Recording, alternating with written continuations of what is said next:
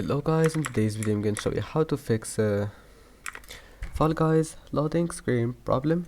If you want to fix it, first click here and then click Startup Apps.